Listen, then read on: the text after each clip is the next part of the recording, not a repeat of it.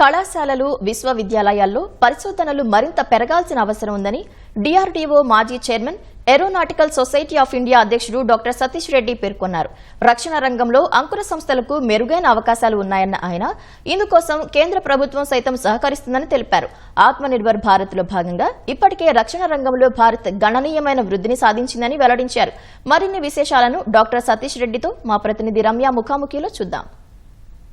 Gachibowli stadium వేదికగా DRDO ఆధ్వర్యంలో విజ్ఞాన్ వైభవ్ 2025 కార్యక్రమం ప్రారంభమైంది. ప్రస్తుతం మనతో aeronautical society of India president doctor Satish Reddy గారు మరిన్ని వివరాలు అనుమాటలుస్తున్నాం. సార్ నమస్తే. ఫస్ట్ ఆఫ్ ఆల్ చాలా పెద్ద ప్రోగ్రామ్, ఇది చాలా సంతోషంగా ఉంది. అంటే ఎప్పుడు మూవీస్లో చూడడమో లేదంటే యానిమేటెడ్ విజువల్స్ చూడడమో తప్ప డైరెక్ట్గా ఇన్ని రకాలటువంటి డిఫెన్స్ వాటిని చూడలేము, ఆర్టికల్స్. సో చాలా సంతోషంగా ఉంది. అసలు ఈ ప్రోగ్రామ్ని ఇలా అరేంజ్ చేయడానికి ఫస్ట్ రీజన్ ఏంటి?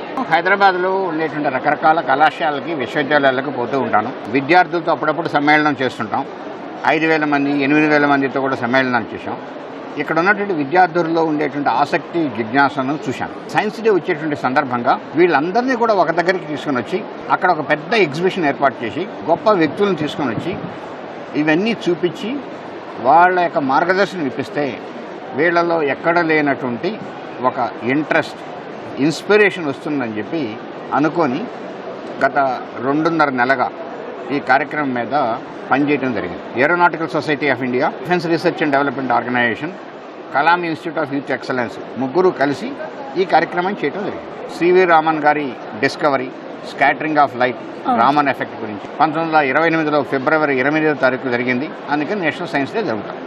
ప్రతి సంవత్సరం కూడా సైన్స్ డేకి ఒక థీమ్ ఉంటుంది. ఈసారి థీమ్ ఏంటంటే ఈ భారత యువతరాన్ని సైన్స్ అండ్ టెక్నాలజీలో గ్లోబల్ లీడర్స్ అంటే ప్రపంచానికి లీడర్స్గా తయారు చేసి తద్వారా భారతదేశం వికసిత భారత్గా కావాలి అనేటువంటి ఉద్దేశం.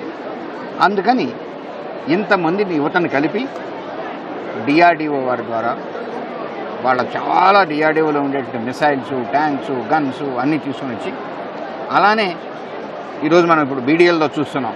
ఎన్నో రకాల క్షిపణులు ఉన్నాయి, ఎన్నో రకరకాల వస్తువులు.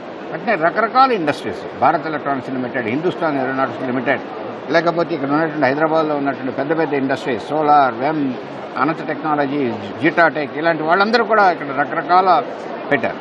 ఇవి చూసేటువంటి అవకాశం నార్మల్గా మన యువతకు దొరకదు. ల్యాబ్లోకి పోవడం, పర్మిషన్స్ తీసుకోవడం కూడా ఏదో పోయినా కూడా కొద్దిమంది పోతారు. అసలు యువత ఎంత గొప్ప రెస్పాన్స్ ఇచ్చిందంటే మీరు చెప్పినట్టుగా ఇంత పెద్ద ప్రోగ్రాం దాదాపు 35,000 మంది విద్యార్థులు ఇవన్నీ చూస్తున్నారు. ఇవి చూసే అవకాశం ఇప్పుడు కలుగుతుంది. దీంతో ఎంత ప్రేరణ వస్తుంది, ఎంత ఇన్స్పిరేషన్ వస్తుంది, ఇది ఉద్దేశం. సార్ అయితే మనం లాస్ట్ 10 years నుంచి చూస్తే ఆత్మనిర్భర్ భారత్ పేరుతోటి సొంతంగా అన్ని తయారు చేసే లక్ష్యం వైపు వెళ్తున్నాం. అది డిఫెన్స్ రంగంలో కూడా ఎక్కువగా ఫోకస్ చేస్తున్నాం. సో ఈ దశాబ్ద కాలంలో మనం సాధించిన పురోగతి గురించి మీరేమంటారు? మనం గత 10 సంవత్సరాల్లో చాలా కొత్త ఆవిష్కరణలు చేశాం, చాలా కొత్త సిస్టమ్స్ డెవలప్ చేశాం. ఇదివరకు భారతదేశం విపరీతంగా దిగుమతులు చేసుకునేది. ఈరోజు మనం చాలా విషయాలు మనం సొంతంగా తయారు చేసుకోవాలి. మిసైల్స్, అన్ని రకాల క్షిపణులు మనం చేస్తున్నాం. ఈరోజు అన్ని రకాల క్షిపణులు ప్రపంచంలో ఉన్న ప్రతి దేశం దగ్గర ఉన్నటువంటి అవసరమైనటువంటి ప్రతి క్షిపణిని భారతదేశం డెవలప్ చేసుకుంది, లేకుంటే డెవలప్ చేస్తుంది. అందుకనే ఆర్మ్డ్ ఫోర్సెస్లో ఈరోజు ఇండిజినస్ కంటెంట్ దాదాపు 65% పోయింది. మనం అంతగా దిగుమతులు చేసుకునే వాళ్ళం, ఎగుమతులు చేస్తున్నాం. పోయిన సంవత్సరం 21,000 కోట్ల డిఫెన్స్ ఎక్విప్మెంట్ ఎగుమతి చేశాం. సార్ అయితే మన ఏ రంగమైనా సరే మన శాస్త్ర సాంకేతిక రంగాలకు సంబంధించి చూస్తే అభివృద్ధి ఎంత ముఖ్యమో దాంతో యూత్ని ఇన్వాల్వ్ చేయడం కూడా అంతే ముఖ్యం. ఈరోజు ఈ ప్రోగ్రాం ఉద్దేశం కూడా ప్రధానంగా అది. అయితే ఇటీవల కాలంలో మనం చూస్తే సాఫ్ట్వేర్ చూపించినంత ఆసక్తి ఇటు డిఫెన్స్ రంగం కానివ్వండి లేదంటే మెకానికల్ విభాగాల్లో కానీ చూపించడం లేదు. మెయిన్గా చూస్తే కోర్ ఇంజనీరింగ్ డిపార్ట్మెంట్స్ అంతా కూడా దాదాపుగా కనుమరుగయ్యే పరిస్థితులు ఉన్నాయి. దీని గురించి మీరేమంటారు? ఒకటి మీరు చెప్పింది కొంత నిజం, కొంత కాదు పూర్తిగా కూడా నిజం. ఎందుకంటే భారతదేశం యొక్క సుసంపన్నం ఏంటి ఈరోజు అంటే యువత. ఎంతోమంది ఈరోజు భారతదేశంలో హైయర్ ఎడ్యుకేషన్ పర్స్యూ చేసేటువంటి విద్యార్థుల యొక్క సంఖ్య 4,38,00,000 మంది విద్యార్థులు ఉన్నారు. వీళ్ళందరికీ ఉద్యోగాలు కావాలి. అందుకని ఐటీ రంగంలో భారతదేశ యువత విపరీతమైన నైపుణ్యాన్ని సాధించింది. దాంతో ఎక్కడ లేని ఉద్యోగ అవకాశాలు, ప్రపంచమంతా ఉద్యోగ అవకాశాలు. కొన్ని లక్షల మంది మన విద్యార్థులు ఐటీ రంగంలో పోయారు. కొన్ని లక్షల కుటుంబాల దేశంలో ఐటీ వల్ల బాగుపడ్డాయి. ఇది ఒకటి. సో ఎక్కడ ఉద్యోగ అవకాశాలు దొరుకుతాయో అక్కడికి వెళ్ళటం అనేటువంటిది న్యాచురల్. అందుకనే ఇప్పుడు సైన్స్ పరంగా టెక్నాలజీ పరంగా కూడా మనం వృద్ధి చెందాలని చెప్పి ఆ దిశగా ఎక్కడ లేనటువంటి ప్రయత్నాలు జరుగుతున్నాయి. అందుకనే మీరు చూసింటారు Indian institute of science education research అని కొత్త ఇన్స్టిట్యూట్స్ని ప్రారంభించారు.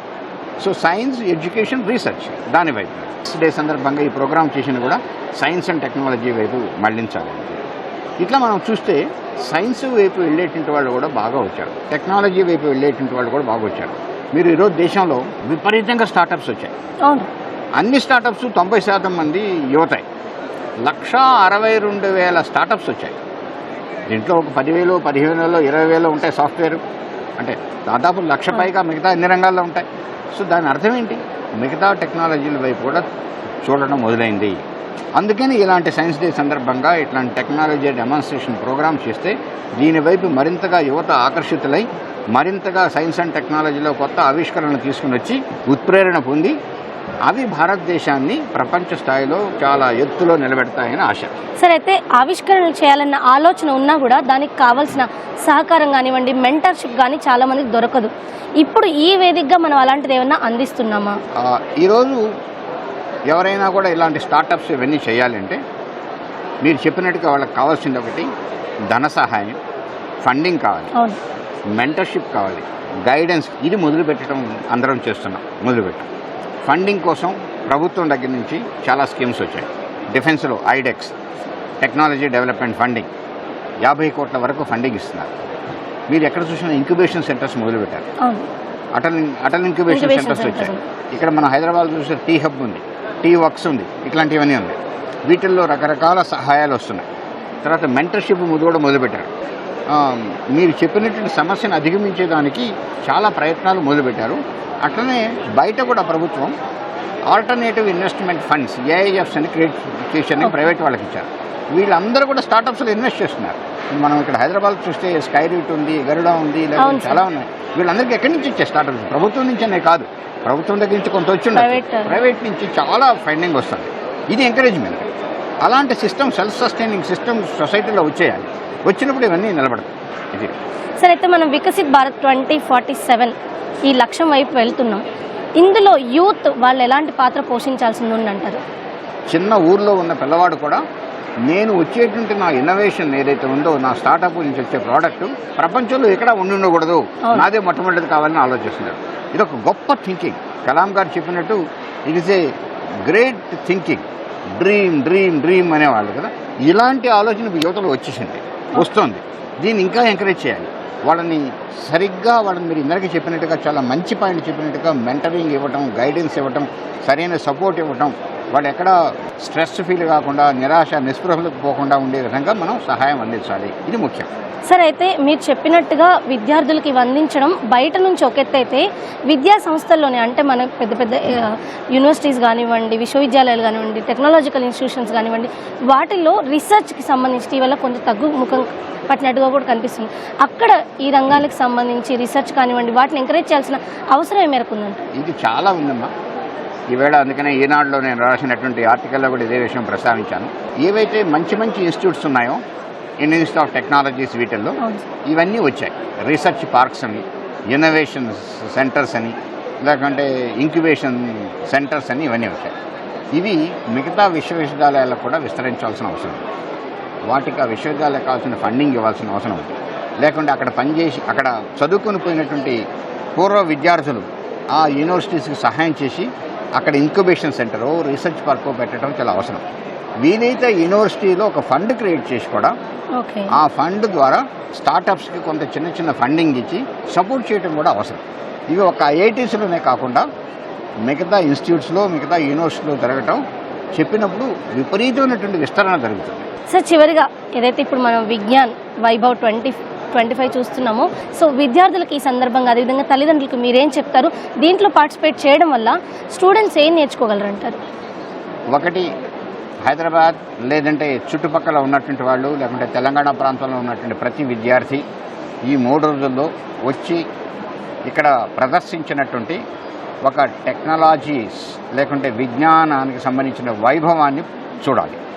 భారతదేశం కూడా ఇన్ని గొప్ప విషయాలు చేసింది, ఇంత గొప్పగా చేయగలిగేటువంటి సామర్థ్యం మన దగ్గర ఉంది అని చెప్పి వాళ్ళు తెలుసుకోవాలి. వాళ్ళ తల్లిదండ్రులు కూడా రావాలి, వాళ్ళతో పాటు వాళ్ళు కూడా చూడాలి. వాళ్ళందరిలో మనలో భారతదేశంలో ఉండేటువంటి యువతలో, భారత ప్రజల్లో ఇవన్నీ చూసి ఆత్మస్థైర్యం రావాలి.